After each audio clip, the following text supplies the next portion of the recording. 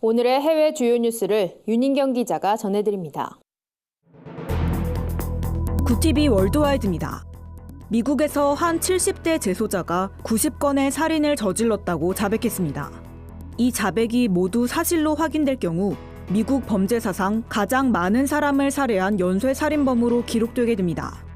지난 2012년 마약 사범으로 붙잡힌 세뮤얼 리틀은 수사 과정에서 3건의 살인 혐의가 더해져 가석방 없는 종신형을 선고받았습니다.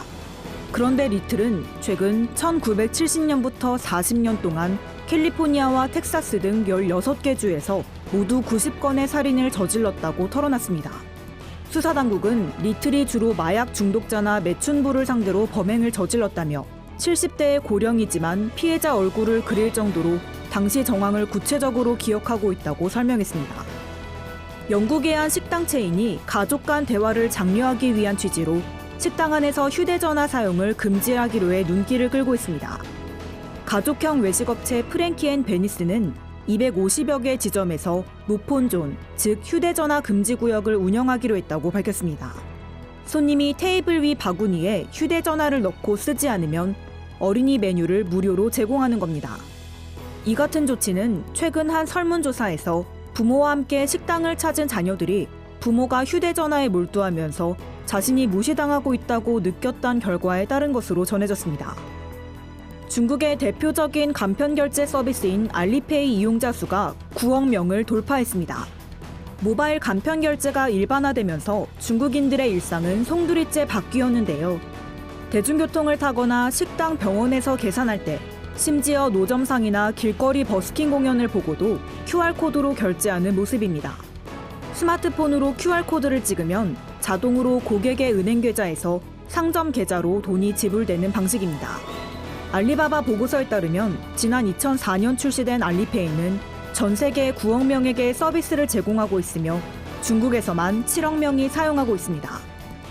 벨기에에서 무슬림 부모가 자녀를 학교에서 자퇴시켜 홈스쿨링을 하는 경우가 늘고 있습니다. 벨기에 정보당국은 홈스쿨링을 하는 것으로 등록된 아이 가운데 최고 20%가 이슬람 극단주의 교육에 노출된 것으로 추정된다며 극단주의자와 연계된 부모의 수가 얼마나 될지 알 수 없어 우려된다고 밝혔습니다. 지난 2016년 벨기에 수도 브뤼셀에선 이슬람 극단주의자들이 연쇄 자폭 테러를 벌여 32명이 희생됐습니다. 또 그에 앞서 프랑스 파리에서 총격 테러를 일으켜 130명을 살해한 용의자들도 벨기에에서 자란 것으로 드러났습니다. 유럽연합 회원국들이 내년 유럽의회 선거를 앞두고 가짜뉴스 단속에 나섰습니다. 러시아 등 일부 국가가 승산 없는 후보에 표를 주는 등 가짜뉴스를 퍼뜨려 선거에 영향을 미칠 것이 우려되기 때문인데요. 유럽연합 관계자는 유럽을 겨냥한 러시아의 가짜뉴스 전파는 국가 내부에서 허위 정보를 퍼뜨리는 중국이나 북한과는 차원이 다른 광범위한 위협이라고 전했습니다. 이에 따라 유럽연합 집행위원회는 지난 6개월 동안 가짜뉴스를 뿌리 뽑기 위한 종합 대책을 마련했으며 회원국들은 이달 열리는 정상회의에서 이를 논의할 예정입니다. 구티비 뉴스 윤인경입니다.